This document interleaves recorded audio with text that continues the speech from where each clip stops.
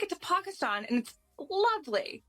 The minute I land, I tweet out a photo, and I have 1,000 people in my inbox saying, "Welcome to Pakistan. We love you. Thank you for coming to this country." And so it was just so easy to fall instantly in love here. Culture with the acceptance. I mean, I've never felt more welcomed anywhere, seriously, in my life.